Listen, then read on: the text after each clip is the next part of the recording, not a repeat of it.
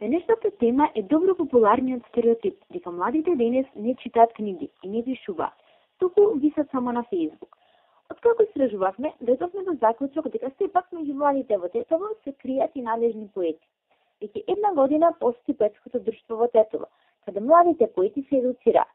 На секој 2 месеци се организира поетска вечер во кафулето Солун.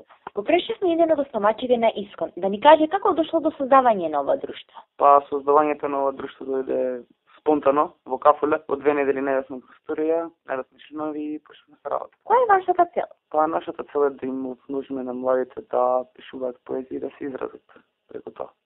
Колку членови имате во друштвото? Па најпрвен бројката беше 4 или 5, но подоцна достигна до 20. Кажете ми, дали денес младите пишуваат? Пишуваат колку што можат, бидејќи не се доволно храбрувани.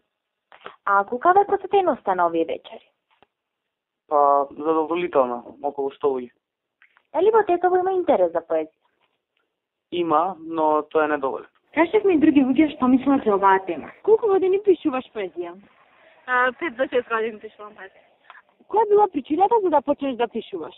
А во тој период тоа беше најдобар начин да ги изразам своите чувства. Колку време си член на Искон? 1,5 година од предика.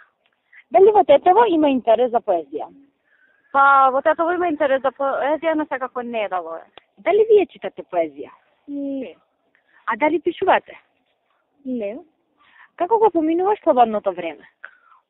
Слободното време повично гледам телевизија, читам книги.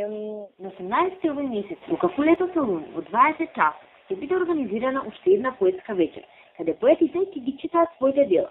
Сите заинтересирани може да присуствуваат на овој настан, да се уверат во талентот и посветеноста на младите тетовски поети.